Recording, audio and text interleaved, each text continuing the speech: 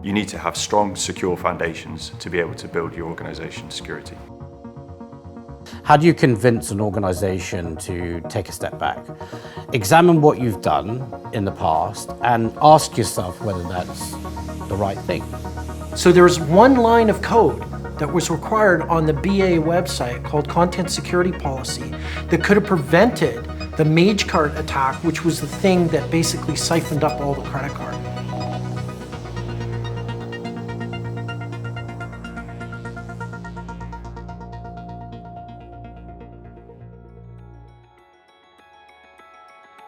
Security by design is not a new concept. However, it is fundamentally disregarded by a lot of organizations. Why is this, and how do we get security and design teams on the same page? If you were going to build a building, you'd start with the foundations. And essentially, that's what secure by design is. You need to have strong, secure foundations to be able to build your organization's security. If you have strong, secure foundations, you can allow your business to grow exponentially, and you will be safe in the knowledge that you have put the necessary security controls around all the technology that you've deployed as an organization. You have startup organizations that are trying to fulfill a gap in the market. What then happens is they scale so quickly, it's all about meeting demand, but not doing it in the right ways. If an organization doesn't start left with their security approach, then yes, it can be far more expensive to implement security controls once an application or once technology has been deployed. How do we get things secure by design when companies just want to get it out to market? So I think the biggest thing around about moving security to the left is getting that part of the cycle right at the beginning.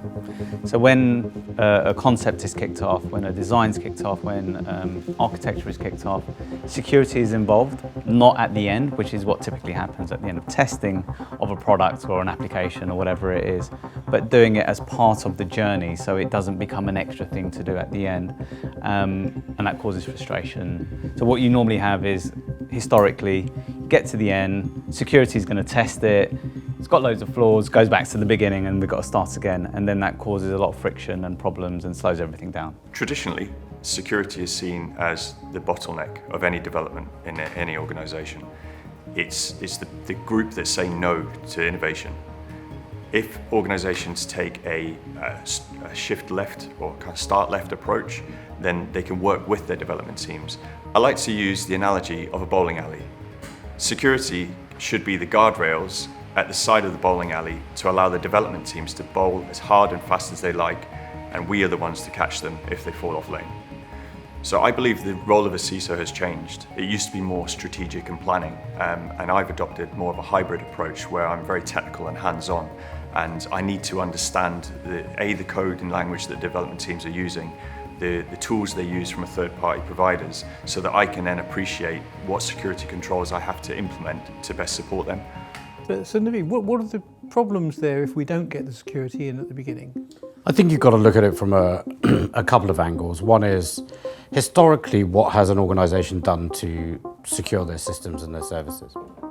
And I think there's a big legacy issue with a lot of platforms. So if you're talking, tier one large-scale organizations that are still using, mainframes as an example, and there are lots of them out there, right?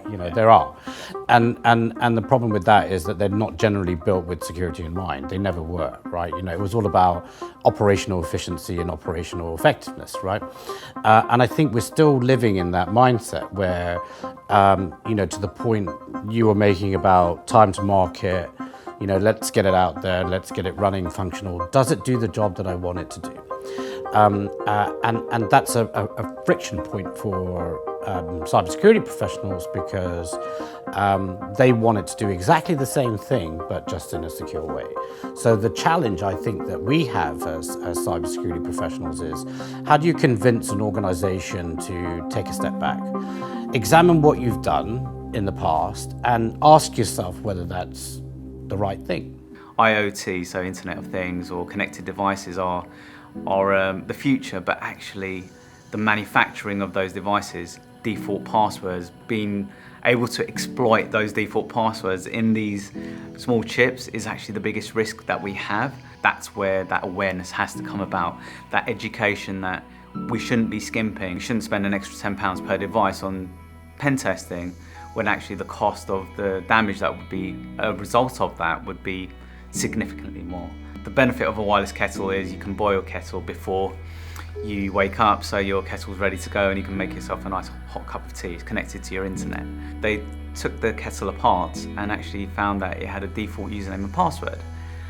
Exploiting that default username and password, they also found that the Wi-Fi password that kettle was connected to was unencrypted. It was kept in plain text, which means you could read it without having to decode it. And as a result, you could actually get the Wi-Fi password for that home network or wherever it was connected to, and that could then be exploited. And once you're on the home network, you got access to pretty much everything on that network. And as a result, by plugging in something that, okay, it's a small device, it's just a wireless kettle, actually causes significant impact. So at home, that's one set of problems. In a financial organisation or in any organisation, if you've got that kettle connected to your production Wi-Fi, it could actually lead to a much more impactful issue.